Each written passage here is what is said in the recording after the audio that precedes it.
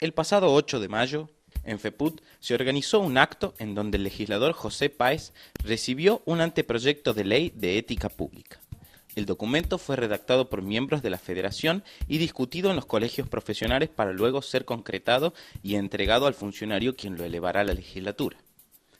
En este programa, los protagonistas de este proyecto nos cuentan cómo fue elaborado y qué importancia tiene la existencia de una ley de estas características en un contexto político y social determinado, con las experiencias de normativas similares a nivel nacional y en otras provincias.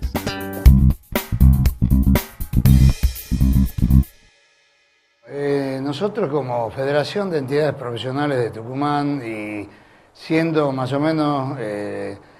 haciéndonos eco de los acontecimientos que suceden actualmente respecto del comportamiento de los funcionarios públicos, hemos decidido establecer una norma de ética pública a fin de jerarquizar un poco, no un poco, sino jerarquizar bastante la labor de los funcionarios públicos. Y lo hacemos dentro de un contexto de desconfianza de la población por los hechos de público conocimiento que se están dando en este momento, como la falta de transparencia, la falta de ética. En un contexto provincial y nacional donde menudean los reclamos por actos de corrupción y por la falta de transparencia en el accionar de los empleos públicos, de los funcionarios en particular, desde la propia sociedad civil, desde una federación que abarca 21 colegios y asociaciones profesionales, se lanza el tema de la ética pública. Bueno, el proyecto tiene su origen en una inquietud manifestada espontáneamente por los distintos colegiados y los distintos miembros de la Federación de FEPUT, y un poco haciendo suyo reclamos que a diario la población hacía en los distintos ámbitos debido a los últimos actos de denuncias de corrupción que se están viviendo en la sociedad. Han sido, como les digo, estas quejas o reclamos han sido canalizados por medio de los colegiados y surgió la iniciativa de hacer un proyecto de ley de ética pública como tienen otras provincias del país. Entonces, queremos aportar a través de la legislatura, a fin de mejorar el comportamiento de los funcionarios, esta ley de ética pública que va a poner en una norma el deber ser de los funcionarios, no solamente de los que integran los poderes de la República, como el legislativo, ejecutivo y judicial, sino también de todas las instituciones que tengan alguna relación con el Estado, como por ejemplo los colegios profesionales, las ONG y bueno, todas las asociaciones civiles que sean de orden público, ¿no? Yo me enorgullezco en ser quien lo transporte y lo traslade y lo instale en la legislatura de Tucumán, toda vez que la legislación provincial no registra sino solo una ley referida a las declaraciones juradas patrimoniales de los miembros de los tres poderes. Bueno, tenemos 4 o 5 capítulos que dan el basamento a la ley de ética pública. El primer capítulo está referido a las declaraciones juradas patrimoniales.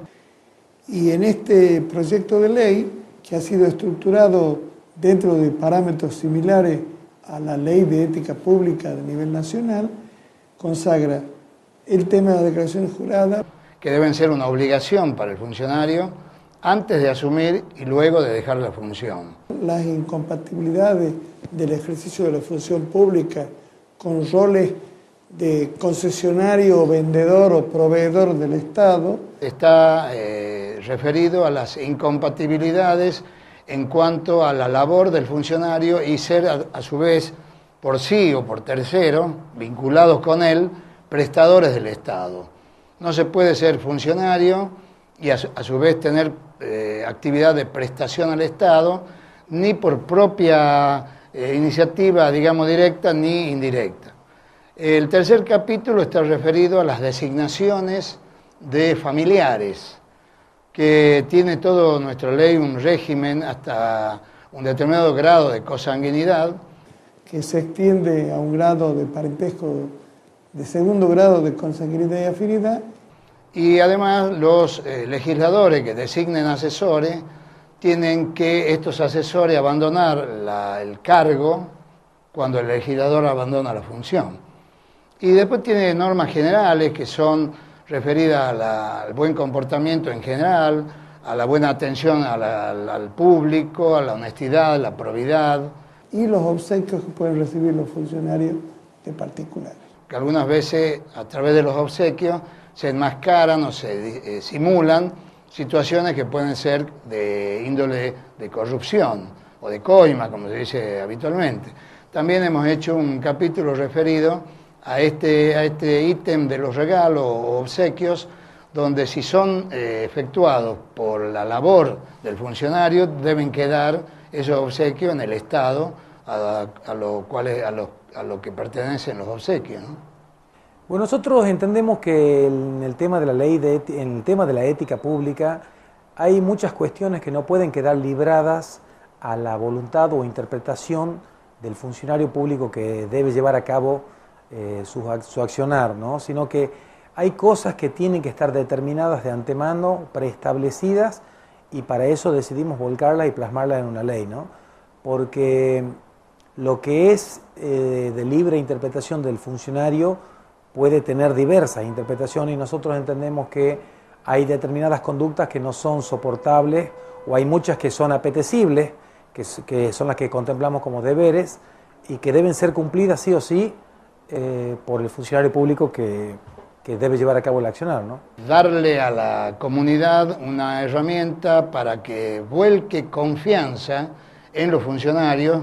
y además para que los funcionarios jerarquicen su labor y no estén permanentemente cuestionados, ya sea por acción explícita o implícita de la función pública. Porque en este momento, cuando se trata de observar la labor de un funcionario, es muy común que la gente piense que alguna travesura, por decirlo de alguna manera, o alguna falta de responsabilidad va a cometer por el hecho de asumir una función pública. Bueno, hay una serie de principios, deberes y obligaciones de parte del funcionario.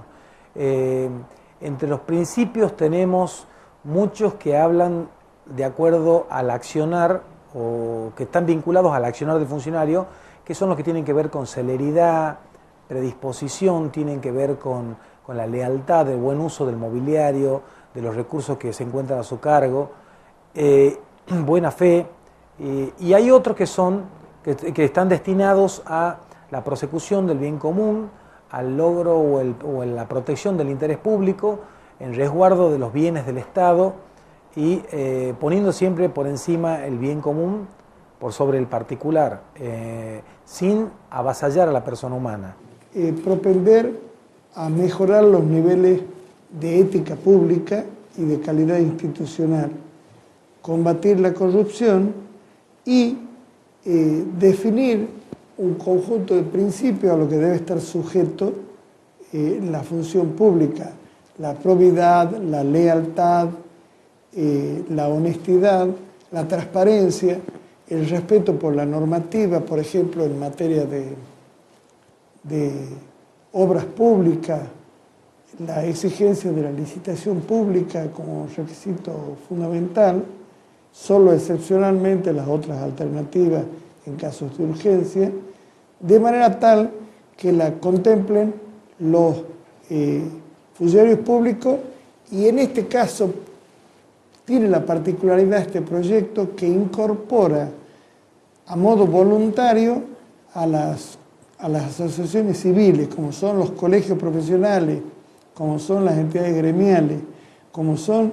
las asociaciones civiles que realizan tareas de interés público y que manejan importantes cuestiones de interés patrimonial, se autosometen, igual que el funcionario público, a las mismas condiciones de este para con la transparencia, para con la honestidad y para con demostrar su patrimonio, estar incompatible ante determinadas cuestiones. Estos principios se encuentran a lo largo de todo el plexo normativo y tienden a orientar al funcionario en cuestiones que no estén estrictamente contempladas, ¿no? Son muchos los principios y muchos los deberes del funcionario, que sería muy largo enumerar, pero a grandes rasgos son estos, ¿no? Muchas veces hay algunos que son de carácter obvio, pero que dados los incumplimientos que hemos tenido en la comunidad, creemos que son necesarios plasmarlos para que queden por escrito y no sea opinable su cumplimiento o no. La ley nacional y la mayoría de las leyes provinciales establecen que estas declaraciones juradas tienen carácter secreto y solo pueden ser solicitadas por la Comisión de Ética Pública cuando se investigara una cuestión relacionada justamente con el patrimonio de los funcionarios públicos o cuando fuera requerido por el juez ante una denuncia de enriquecimiento ilícito de un funcionario, sea él personalmente, su cónyuge o hijos o parientes hasta el segundo grado. Había una ley nacional en la cual decían que las declaraciones juradas eran de acceso público de los funcionarios públicos una vez que entraban a la función pública. Recientemente hemos tenido un planteo, una reforma legal por la cual esto va a quedar en secreto y se va a tratar de... Se va a poder acceder al contenido de las declaraciones juradas solamente mediante la orden judicial. No lo tengo muy en claro porque es de una reforma muy reciente, de ayer o del día viernes pasado, creo que fue, en el que aparentemente dejarían de tener carácter público y estarían reservadas y solamente mediante la petición de un juez podrían ser exhibidas. Muchos de los actos de corrupción que hoy están siendo denunciados lo han sido en base al acceso irrestricto que había a estas declaraciones juradas, por las cuales se podían ver y constatar los incrementos patrimoniales de muchos funcionarios desde que ingresaron a la función pública, ¿no? Ahora bien, en este proyecto de ley se establece la posibilidad de que sean publicadas en la página web de la repartición a la que el funcionario pertenece, de tal manera que se hace pública. Por supuesto que el pedido de un particular informando cuál es la razón por la que quiere tener la declaración jurada y comprometiéndose a que no persiga ni tenga por objeto un fin totalmente negativo, distinto al establecido por la información, en ese caso se le es entregada una copia a un particular. El proyecto fue redactado en base a la estructura de la Ley Nacional de Ética Pública 25.188, vigente desde el año 1999, pero que no tuvo el éxito que se pretendió porque nunca se llegó a conformar la Comisión de Ética Pública, que era la que iba a implementar el contenido de esta ley en la función pública. Para el anteproyecto tuvimos antecedentes de índole provincial, nacional e incluso algunos internacionales.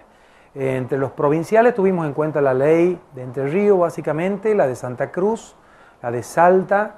y revisamos casi todas las otras que existen actualmente en las distintas provincias de la Argentina. Tuvimos en cuenta como estructura principal que adoptamos para nuestra ley el formato de la ley 25.188, dictada en el año 1999, que es la Ley de Ética Pública Nacional, y a nivel internacional tuvimos en cuenta la Convención Interamericana de Lucha contra la Corrupción, que nos fue de gran ayuda por los principios y deberes de los funcionarios que están allí contenidos. También se estudiaron normativas, se tuvieron en cuenta normativas europeas y algunas americanas de los Estados Unidos que fueron analizadas y vistas a fin de poder hacer una depuración y considerar qué es lo que se ayornaba a nuestra sociedad y a la necesidad de nuestra provincia. Así que básicamente esos fueron los antecedentes, ¿no? Miren, la importancia de esta ley es que, primero, porque ahí apunta fundamentalmente a evitar que el funcionario durante el desarrollo de su función, salvo las remuneraciones que persigue como tal, no se enriquezca. Y entonces transparenta su declaración de bienes. Hay una parte que sí subsiste con carácter secreto, que es el número de cuenta, que eso cuando se solicita en un caso especial por la Comisión de Ética Pública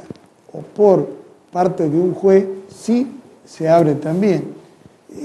Algunos datos reservados para evitar delitos contra las personas, extorsión, etcétera, se mantienen en reserva y eso están en un sobre cerrado que se habilita en este caso cuando la Comisión de Ética Pública o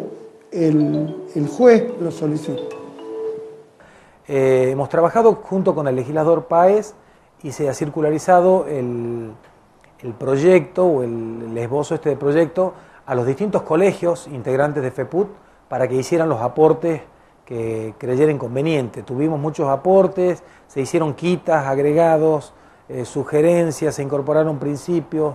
y se fue formando y gestando este proyecto que hoy tiene la forma que tiene, ¿no? Han aportado muchos profesionales de la provincia desde los distintos ámbitos y han hecho, como te decía, agregados y quitas y se ha ido conformando este proyecto con la colaboración de todos ellos, ¿no?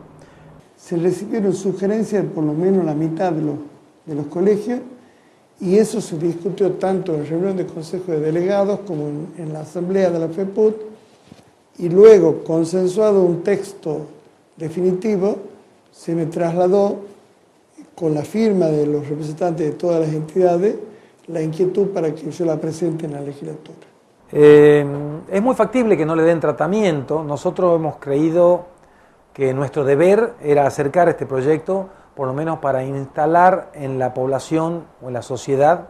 el tema, aportar desde nuestro ámbito este anteproyecto, que es el pequeño grano de arena que podemos arrimar nosotros, que me parece que como un puntapié inicial está bueno. Bueno, el proyecto ya fue presentado en la legislatura, pasará al tratamiento de comisión. Si tiene la aprobación del trabajo en comisión, puede pasar a tratarse en el recinto para que sea aprobado en la sesión de la legislatura. Si es que tuviese el apoyo de la mayoría de los legisladores, sería instituida como ley y luego promulgada por el gobernador de la provincia, ¿no? O publicada, si es que no la promulgara. Mire, si la mayor parte de las provincias cuenta con una ley de ética pública, si nuestra provincia cuenta con una ley que parcialmente contempla el tema de las declaraciones juradas, si hay una ley nacional cuyo esqueleto es muy parecido, similar a este, no veo razón alguna para que este proyecto no avance y rija la ética de los funcionarios públicos de la provincia de Tucumán. Yo creo que todos los bloques van a apoyar. Creo que es una cosa que el momento de la provincia y del país lo está requiriendo. Desde el punto de vista de la abogacía, yo entiendo que solamente podemos decir que habría más elementos con que juzgar al funcionario que no cumpliese o aquel que se apartase de la normativa vigente y que no sea algo que solamente debe interpretarse en base a grandes principios o a grandes lineamientos. Aquí hay muchas conductas que están determinadas puntualmente y la infracción de esas conductas o los incumplimientos de los deberes estipulados en el presente proyecto de ley ya podría considerarse una falta grave del funcionario y no habría que estar interpretando si fue o no una falta desde el punto de vista como abogado, pero más me parece que esto tiene valor como ciudadano, ya que, como te decía recién, esto le devuelve, o intentamos nosotros por lo menos que devuelva la confianza en la clase política que hoy está tan vilipendiada, ¿no? La ética pública está para nosotros separada de la ética individual. Los griegos, que hablaban de la ética como una forma de buen comportamiento, lo hacían desde el punto de vista de la moral individual. Digamos, hay una ética individual que tiene marcos que lo fija la propia persona. En el caso de la ética pública, el comportamiento va más allá de lo individual o personal. Ya se trata de demostrar a la sociedad que uno no solamente es honesto, sino que lo debe demostrar. Por eso la ética pública fija parámetros para demostrar esa honestidad, esa moral o esa ética individual. Se lo toma como una obligación a cumplir, pero yo creo que es conveniente que se reitere aquello que se dice mucho, pero a veces no se cumple del todo, que es que hay que ingresar a la función pública con el objeto de servir y no servirse del Estado. Y ese es el sentido que ningún funcionario público puede enriquecerse en el ejercicio de su función porque surge la presunción de que lo ha hecho en forma malavida. Y es apetecible que se instale en la población el tema, se debata en la sociedad, en los bares, entre los vecinos, y que si nuestros legisladores llegaran a plasmar esto en una ley, sería realmente muy bueno, incluso para ellos. Nosotros entendemos que esto enaltece a todo funcionario público porque le otorga mayor transparencia, legitimidad, y sobre todo esto va a contrarrestar en una pequeña medida el descreimiento que está habiendo en nuestra sociedad, en nuestra patria, cada día con mayor significancia, ¿no? Entendemos que está muy vapuleada la clase política, está la gente tiene cada vez menor confianza, y esto es algo que hay que revertir porque el sistema político tiene que mantenerse, porque es lo que mantiene la estructura de la nación, ¿no? Si la gente no confía en las estructuras de la república, en las estructuras de la democracia y en quienes llevan a cargo las funciones que están determinadas, es cuando empieza a cuestionarse si la república corresponde o no que sea nuestro sistema de gobierno, y es allí donde empiezan los problemas que nos pueden llevar a repetir errores que hemos cometido en el pasado, que creemos que de ninguna forma debe pasar.